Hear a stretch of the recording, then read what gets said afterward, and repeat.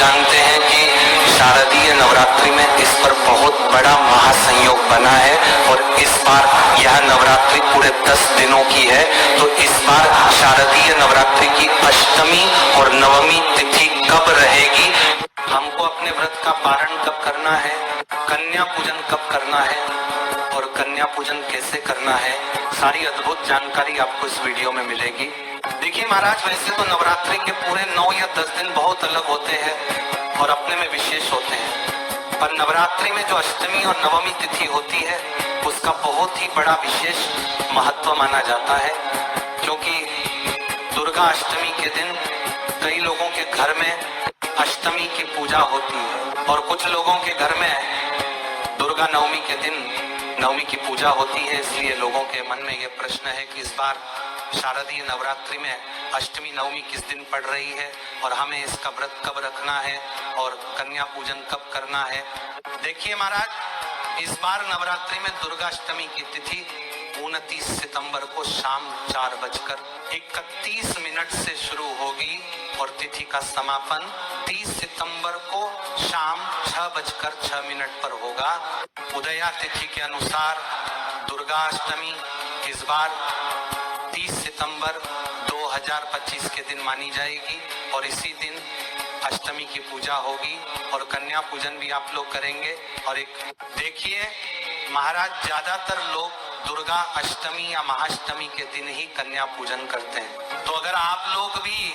इसी दिन कन्या पूजन करने वाले हैं तो कन्या पूजन का शुभ मुहूर्त वैसे तो सुबह से ही शुरू हो जाता है और दोपहर के लगभग 12 या 1 बजे तक चलता है, तो इस बीच में आप कन्या भोजन और पूजन करवा सकते हैं। और अगर आप अष्टमी के व्रत में कन्या पूजन कर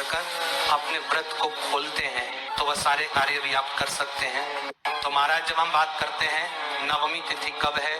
और इसका व्रत कब रखा जाएगा और इस दिन कन्या पूजन कब करना है, तो देखिए महाराज, नवरात्रि में नवमी तिथि की शुरुआत 30 सितंबर को शाम 6:07 से होगी और इसका समापन अगले दिन 1 अक्टूबर की रात 7:01 पर होगा। उदया तिथि के अनुसार नवमी तिथि 1 अक्टूबर 2025 के दिन ही मानी जाएगी और इसी दिन आप सुबह से लेकर दोपहर के 12 या 1 बजे के बीच में कन्या भोजन करवा सकते हैं। और महाराज, कन्या भोजन करवाने के लिए आप अष्टमी को या नवमी को जब भी कन्या पूजन करें तो आप इस दिन सुबह जल्दी उठ जाए, स्नान कर ले और भगवानों को स्नान कर दे और पूजन कर ले और कन्याओं को भोजन कराने के लिए तैयारी शुरू कर दें। उसके बाद 9 कन्या और एक छोट लड़के को एक बार बुलावा देकर आए, वापस आकर अपने पूजन की तैयारी में लग जाए और कन्याओं को तोहफे में देने के लिए भी आप कोई वस्तु बाजार से जरूर लेकर आए। जो कन्याओं को पसंद आए, जैसे ही आपकी तैयारी हो जाए, अब ऐसा भाव बनाए कि आपके घर में माता रानी के 9 रूप आने वाले हैं और आप सभी कन्याओं को उनके घर जाकर अपने साथ में लेकर आए, उन्हें अपने घर पर लाकर उनके पैर धुलाएं, उनकी सेवा करें और उनका भोजन करने के लिए बैठा दें। उन्हें आराम से भोजन करने दें। भोजन करने के बाद उन्हें कुछ समय खेलने दें और आखिर में जब वह थक जाए उसके बाद आप उन सभी की पूजन करें, उनके पैरों में माहौर लगाए, उनको तिलक करें, उनको कुछ पैसे दें और जो भी तोहफा आप लेकर आए हैं वह सभी कन्याओं को दे दें। साथ ही में जो छोटा लड़का आप लेकर आएंगे उसकी भी आपको पूजन करना है। और अब आप सभी कन्याओं का पैर छूकर आशीर्वाद लें और अपने घर के सभी सदस्यों से भी बोले कि वह भी सभी कन्याओं से आशीर्वाद लें और छोटे लड़के के भी आप पैर जरूर छुए। महाराज, अब आप सभी कन्याओं को उनके घर तक छोड़कर आए